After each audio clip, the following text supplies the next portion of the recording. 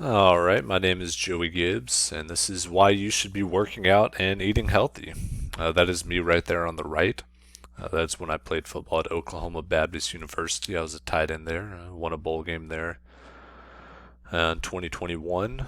I'm now finishing up my degree at UHCL in kinesiology, planning to become a teacher and a football coach. I've played football and have been working out for over 10 years now. I follow a strict diet. I work out almost every day. Uh, so I feel my knowledge is pretty good in this topic and hope I can help some of y'all out. So, what's the problem? Many people live unhealthy lives and are significantly decreasing their lifespan and quality of life by not eating right and not being active. Obesity is running rampant through America, affecting most households.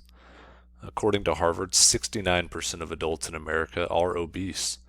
60% of Americans' diet is processed food, and on top of those things, only 28% of Americans exercise enough, enough being a minimum of 150 minutes per week. This is a chart of obesity in America and how it's rose over the past uh, 20 years or so. It starts in 1999, and as you can see, it continually goes up until 2020. Especially jumps at around that 2011-2012 mark. Jumps pretty aggressively, and I think it'll continue to rise as we continue to eat more and more processed foods and eat out more and more. So roughly 60% of women and 59% of men reported that they would want to lose weight. So we're seeing the majority of Americans want to lose weight, and yet most people still aren't living healthy lifestyles. So why do Americans continue to decrease in health? Laziness. Laziness is taking over America, and it makes sense why processed foods are at an all-time high in America. Processed foods make up over 70% of the U.S. diet, as well as Americans spend 10% of their disposable income on fast food. It's simply easier to eat out or buy pre-made processed foods rather than buy organic foods that you can cook yourself. It's easier to just run to Chick-fil-A rather than cook a whole meal yourself. So why can't people lose weight? Most people struggle to lose weight. They try but continually fail. Here's a few reasons why this happens. Lack of willpower. I'll touch on this next slide. They don't know how to eat healthy. I'll touch on that later as well. And they expect it to be an easy and a fast process when it's not. Losing weight and reaching your goals is a long and drawn out process that doesn't happen overnight. That is why it's important to maintain consistency and know beforehand that it's going to take a while, but it'll all be worth it in the end. So, how can you overcome these obstacles?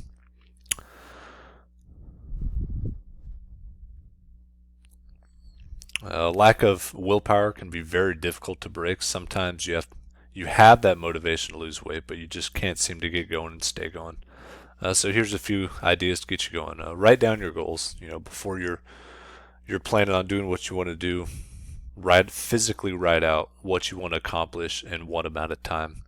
It'll help you stay on track and know what your goals are. Develop a routine. It's important to have a set time that you're eating your meals, you're working out at the same time every day. Uh, it kind of helps you get in a rhythm. It'll decrease the chances of you failing. Reward yourself. Plan cheat meals, plan days off that you can do stuff fun. Enjoy it. It doesn't have to be a miserable process. It can be very enjoyable. And get enough sleep. Sleep is often overlooked and can be the difference in having the motivation to work out and eat healthy that day. If you're not getting enough sleep, you might be too tired to go to the gym that day or too tired to eat breakfast. So make sure you're getting enough sleep. What not to do. An easy way out many Americans are turning to is medicines such as semaglutide, Praluent, Avalocumab, Jardiance, and Ozempic is the most popular one. These medicines usually cause you to lose your appetite, which starves you of essential macros and nutrients. These medicines can cause pancreatitis, heart problems, headaches are common, and many others. These medications were made for people with diabetes and should not be taken unless you have diabetes. These medicines work by interacting with a part of the brain that controls appetite and slows movement of food through your digestive system. So these medicines, they starve you of essential macros and nutrients. Your brain runs on carbohydrates. You need protein for muscle gain and organ health, as well as fat for organ health. Your body can't function without its essential nutrients. I've seen this firsthand. People who take this, they go, "Oh, I haven't ate for days." In my opinion, it's taking the easy way out. They don't want to put in the effort and the work of losing weight and being healthy the correct way. These medicines will not make you healthy. So stay away from those. I'd highly recommend. So how to properly work out and diet. Here's a few tips to get you started on following a successful diet. Follow a plan. There are many apps and other online resources you can enter your goals on, and it will give you a plan such as the Renaissance Periodization app or MyFitnessPal. These apps can be very helpful. I've used them in the past. You write down your plan, and it'll tell you what you need to eat, how much you need to eat, and when you need to eat.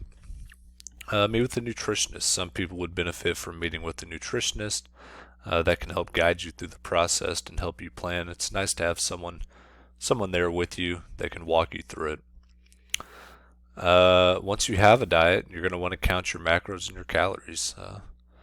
Depending on the plan, it's fairly easy to do. You simply weigh or measure your food. That way you know how much you're needing to eat of each macro. They make scales and simple measuring cups. It's fairly easy. You get used to it pretty quickly. And like I said, the apps help a lot. Choose healthy options when you eat out. You're going to eat out, which is perfectly fine. But when you do, most restaurants have online nutrition information. You can look up what it's got in it before you eat it. And you can also use your best judgment. Pick the grilled chicken over the fried chicken, etc. Just be smart when you do it. Plan cheat meals. It's important to have cheat meals. Every couple of weeks, plan a meal where you can eat. That way you're not making yourself completely miserable. So reward yourself, like I said earlier, and have a set meal prep day every week. I meal prep every Monday. I make all my food for the week. It takes a lot of stress off me for the later on because I know that I'll have the food that I need to eat. This is going to be more in the working out. That's me on the right. I'll skip down. Focusing on form is a huge thing when you're getting into working out. Form over how much weight you can do. So learn the correct form and technique before you just go throwing on weight. Find a gym. You can't start without a gym. I'd recommend becoming a member if you can afford it somewhere. It's a lot easier to keep you motivated. Set a time to work out, as well as plan how many days you want to work out. 3 days minimum. I'd recommend 4 to 5. I work out 6 days a week, one of those being an active recovery day. As well, work out at the same time every day. Your body gets used to the same time every day. So stay consistent on that. Follow a program. Like I said, there's lots of online programs that you can follow that'll tell you what to do each day and how often, as well as learn the movements correctly, like I said. Get a personal trainer if you need to. A lot of people benefit from personal trainers. That way they can teach you the movements correctly, as well as give you programs to do, because they'll sit there and walk you through what you need to do. So that can be helpful depending on how you are. As well as group classes. Many people like the social aspect of group classes, as well as the fitness aspect of it. It can be easier when you're working out with people rather than by yourself. Stay active at the bare minimum. If you don't work out that day, get out and do something. Walk around, play golf, swim, whatever it may be. So what's it matter? Why care? Why should I eat healthy? Why should I work out? Number one, prolonged lifespan.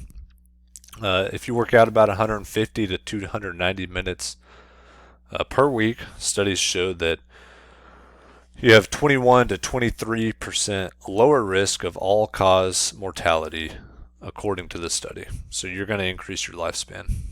You're going to be happier. The levels of chemicals in the brain, such as serotonin, stress hormones, and endorphins, change when you exercise. Regular exercise can help you sleep better. Like I said down there, sleep better, feel better, be happier. And exercise can improve your sense of control, coping ability, and self-esteem. It's going to make you happier all around. Any day I work out right after, I feel much happier than I did earlier. You'll have more energy, and you'll have a decreased risk of developing diseases, heart disease, anything like that, cancers. If you're eating healthy and living a healthy lifestyle, you're going to be happier, you're going to have a longer life, you're going to feel better, and you're going to sleep better. That's my sources. Thank you for listening. I hope I helped some of y'all out, and I hope I brought some awareness to the pandemic in this world of obesity, and I hope I can motivate you to eat healthy and work out and live a healthy lifestyle. Thank y'all for listening. Y'all have a good night.